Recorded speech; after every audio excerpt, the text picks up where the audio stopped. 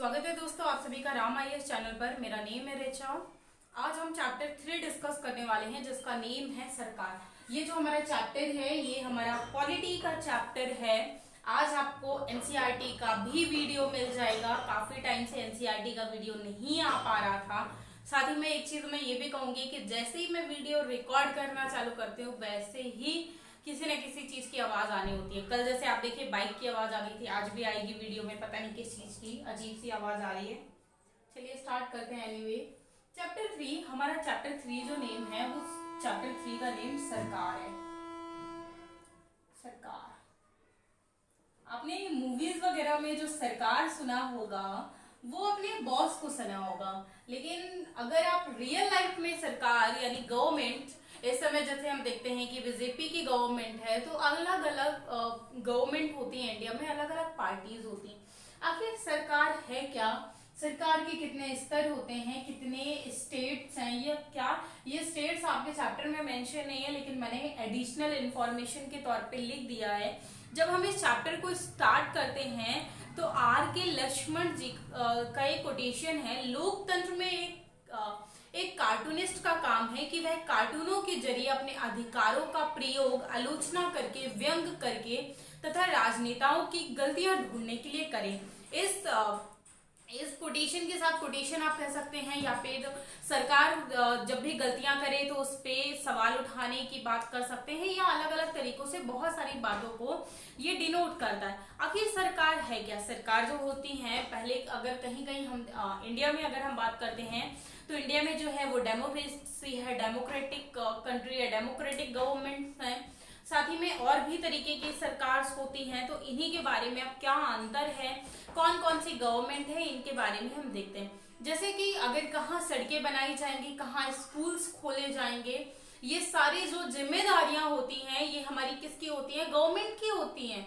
Government ये decide करती है कि किस चीज के लिए कितना फंड जारी किया जाएगा, क्या किया जाएगा। साथ ही में अगर हम जैसे आपके एनसीईआरटी में इंडियन रेलवे के बारे में बात की गई है, तो जो इंडियन रेलवे होता है वो हमारी गवर्नमेंट के अंतर्गत होता है, वो गवर्नमेंट के अंदर कार्य करता है। उसके अलावा ये जो ये छोटी छोटी बॉडीज होती हैं जो कार्य करती हैं हमारे लिए, लेकिन अंतर्गत किसके होती हैं? ये होती हैं हमारे गवर्नमेंट के अंडर में। साथ में पेट्रोलियम, ये इमेजेस जो है वो चैप्टर में दी गई हैं। सरकार के स्तर की अगर हम बात करें किन किन स्तरों पर सरकार होती है, स्थानीय होती है, राज्य होती है और राष्ट्रीय स्तर पर सरकार होती है। स्थानीय स्तर पर सरकारों के क्या काम होते हैं? जैसे स्थानीय स्तर पर हम देखें कि हमारे गांव में, मोहल्ले में कोई भी प्रॉब्लम या कोई भी वर्क है वो स्थानीय लेवल पर किया जाता है। उसके अलावा फिर आ जाता है हमारा राज्य लेवल पर, यानी जैसे हम बात कर सकते हैं राज्य लेवल की, जैसे एमपी हो गया, यूपी हो गया, हरियाणा हो गया, आंध्र प्रदेश हो गया। ये सारे जो होते हैं हमारे राज्य होते हैं, ये हमारे राज्य हैं। ऐसे ही टोटल अगर राज्यों की बात करें तो टोटल 28 स्टेट्स हैं, 28 राज्य हैं और 8 यूनियन टेरिटरीज हैं। तो जैसे ये राज्यों के, तो राज्यों में मिलकर जैसे अगर हम बात करें तो अभी एमपी में, यूपी में, आंध्र प्रदेश या कोई भी स्टेट, तो वहां पे राज्य का कार्य होता है। यहाँ पे पूरे, यानी यहाँ पे देखिए स्थानीय लेवल पे अगर हम बात करें तो जैसे एमपी की अगर हम बात करें तो एमपी में एक जिला है पन्ना। अब यहाँ की अगर हम बात करें तो यहाँ पे या कोई भी जिला, ये स्थानीय लेवल पे यहाँ पे क्या कार्य किए जाएंगे, किस प्रकार से किए जाएंगे, इसके लिए भी फिर रूरल लेवल पर भी बॉडीज होंगी, अर्बन लेवल पर भी बॉडीज होती हैं, वो कार्य करती हैं। तो वो चीजें हम देखते हैं। राष्ट्रीय स्तर पर यानी केंद्र सरकार में, हमारी केंद्र में गवर्नमेंट, केंद्र में हमारी बॉडी होती है, वो कार्य करती है। तो गवर्नमेंट के अलग अलग स्तर होते हैं, स्थानीय लेवल पर, राज्य लेवल पर और राष्ट्रीय लेवल पर, यानी केंद्र में जितने भी कार्य होते हैं वो इनके द्वारा किए जाते हैं। सरकार के प्रकार, आखिर कितने टाइप से जो है सरकार होती हैं, किन किन चीजों में कार्य करती है। अब मान लीजिए कि गांव में, आपके गांव में पंचायत भी होती है। अब कोई भी अगर प्रॉब्लम हुई तो डायरेक्टली ऐसा नहीं है, पहले जो उस प्रॉब्लम को कोशिश किया जाता है कि सरपंच के पास लेकर जाया जाए, उस प्रॉब्लम को सॉर्ट आउट किया जाए, और बाद में अगर वो प्रॉब्लम सॉर्ट आउट नहीं होती है तो फिर उसे आगे लेकर जाया जाता है। ये जो इनके भी पार्ट्स किस तरीके से वर्क करती हैं वो जब हम अपने पॉलिटी के सेक्शन में पढ़ेंगे। सरकार के एक और भी कार्य होता है जो कि होता है कानून बनाना। कानून बनाया जाता है, साथ ही में उससे हमारी जो गवर्नमेंट होती है वो गवर्नमेंट ही, मान लीजिए कि कोई, जैसे अभी अगर हम रिसेंट उसकी बात करें तो वहां पे ये था, गाड़ियों में, दो पहिया वाहन में हेलमेट लगाना जो है वो कंपलसरी था। साथ ही में जहां पे भी लाइट सिग्नल जो है वो रेड होगा तो आपको अपना वाहन जो है वो रोकना पड़ेगा। अगर आप नहीं रोकते तो उसके लिए क्या है, दंड का प्रावधान भी है।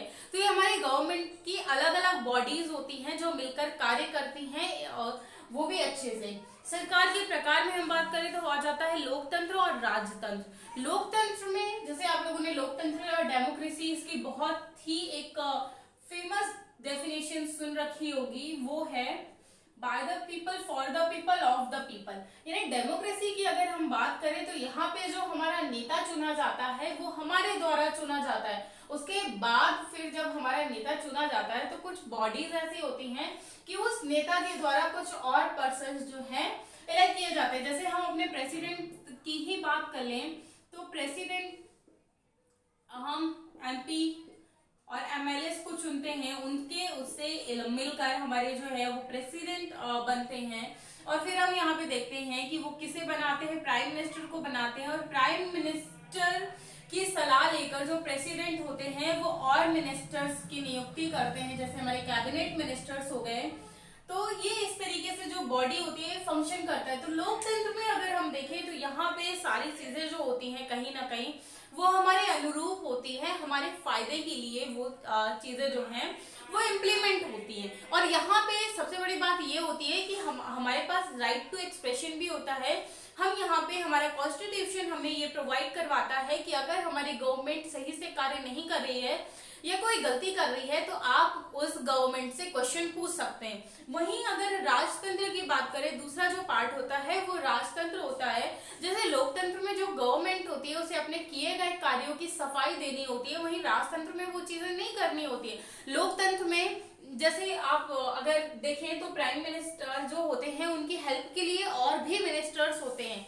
यहाँ पे भी राजतंत्र में भी होते हैं, लेकिन वो किनके द्वारा नियुक्त किए जाते हैं, राजा के द्वारा नियुक्त किए जाते हैं। और राजशाही में जरूरी नहीं है, ये राजा पर डिपेंड करता है कि वहां पे लोकतंत्र होगा या नहीं होगा।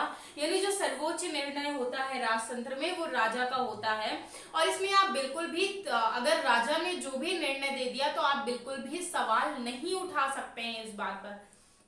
भारत में सरकारों की अभी मैंने बात की कि लोकतांत्रिक सरकार भी है। साथ ही में जब लोकतांत्रिक सरकार होती है हमारे यहाँ पे तो हमें बहुत सारी अलग अलग कार्यों को करने की आजादी होती है। जैसे हमें वोट देने की आजादी है। सबसे बड़ी बात, अगर हम इंडिया में बात करें तो इंडिया में दो वर्ग आ जाते हैं, एक धनी वर्ग आ जाता है और एक श्रमिक वर्ग आ जाता है। लेकिन धनी वर्ग और श्रमिक वर्ग में भी बात करें, अगर जैसे हम बात करें मुकेश अंबानी की, और कोई व्यक्ति है जो रिक्शा चलाता है, इन दोनों में आपको क्या सिमिलरिटीज देखने को मिलेगी? इनमें एक सिमिलरिटी आपको देखने को मिलेगी कि मुकेश अंबानी जी के पास भी ओनली 1 वोट का ही राइट है, और कोई व्यक्ति हैं जो रिक्शा चलाते हैं उनके पास भी 1 वोट का ही राइट है। तो अगर हम वोट की बात करें तो वोट जो होता है वो हमारे यहाँ एक ही होता है, आप एक ही दे सकते हैं, जो कि कहीं जो है कहीं ना कहीं जो है वो सामान्य बनाता है चीजों को। तो इसके अलावा अगर हम और चीजों की बात करें तो यहाँ पे 1931 में, क्योंकि अब ये जो जिक्र आया वोट देने से संबंधित, तो यहाँ पे वोट देने वाला जो कॉन्सेप्ट था वो हमेशा से नहीं था। यानी ऐसा नहीं था कि हर कोई जो है वोट दे सकता था। ये जो वोट देने का पहले काफी टाइम पहले जो अधिकार हुआ करता था वो ओनली पढ़े लिखे व्यक्तियों को हुआ करता था, और जिनके पास जमीनें हैं, यानी जिनके नाम पर जमीनें हैं, सिर्फ 2 ही व्यक्तियों को वोट देने का राइट हुआ करता था। लेकिन महिलाओं को और जो श्रमिक वर्ग है जिनके नाम की जमीनें नहीं है, या जो गरीब है, अशिक्षित है, पढ़ा लिखा नहीं है, उसे वोट देने का अधिकार नहीं था। तो यहाँ पे होता क्या है, जब ये चीजें गांधी जी ने देखी तो 1931 में गांधी जी का एक आर्टिकल छपा था यंग इंडिया पत्रिका में। तो यंग इंडिया पत्रिका में गांधी जी ने कहा था कि गांधी जी का ही वक्तव्य है, मैं यह विचार सहन नहीं कर सकता कि जिस आदमी के पास संपत्ति है वह वोट दे सकता है, लेकिन वह आदमी जिसके पास चरित्र है या पर संपत्ति या शिक्षा नहीं है, वो वोट नहीं दे सकता। जो दिन भर पसीना बहाकर ईमानदारी से काम करता है वह वोट नहीं दे सकता, क्योंकि उसने गरीब आदमी का गुनाह किया है। ये उनका जो वक्तव्य था, जो इंडिया पत्रिका में लिखा था। इस बात के थ्रू वो लोगों को आह्वान करना चाहते थे या बताना चाहते थे कि उन व्यक्तियों को भी वोट देने का राइट होना चाहिए। मान लीजिए कि हमारे द्वारा अगर कोई गवर्नमेंट चुनी जा रही है, तो सिर्फ वो गवर्नमेंट जो है वो धनी वर्ग के लिए नहीं चुनी जा रही है या शिक्षित वर्ग के लिए नहीं चुनी जा रही है, वो हमारे लिए भी कार्य करेगी। तो उसके इलेक्शन में जो पार्टिसिपेशन होना चाहिए वो हमारा भी होना चाहिए, क्योंकि हम भी टैक्स पे करते हैं। भले ही आप मान लीजिए कि मैं पढ़ी लिखी नहीं हूँ, लेकिन मैं जो भी कार्य कर रही हूँ अगर मैं अच्छा कमाती हूँ, तो ऐसा नहीं है कि जो टैक्स लिया जाएगा मुझसे वो इस बेसिस पर मुझे छोड़ दिया जाएगा कि मैं पढ़ी लिखी नहीं हूँ। तो यही यहाँ पे गांधी जी का कहना था कि जब सभी लोग इक्वल कार्य कर रहे हैं, सभी लोग मिलकर कार्य कर रहे हैं, तो यहाँ पे वोट देने का राइट जो होना चाहिए वो भी सभी का होना चाहिए। वोट के लिए बहुत ज्यादा लोग यहाँ पे अनशन पर बैठे हैं, उसके लिए भूख हड़तालें हुई, तो काफी सारी चीजें, तब जाकर हमें जो आज हम वोट देने का जो हमारा अधिकार है वो हमें मिलता है। और एक हमारी ये आप कह सकते हैं कि आप हमारी एक ये ड्यूटी भी है।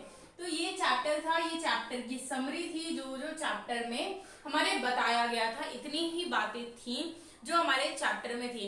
अगर हम अमेरिका में औरतों को वोट देने का अधिकार देखें जो 1920 में मिला था, और इंग्लैंड में जस्ट इसके 8 साल बाद मिलता है, यानी 1928 में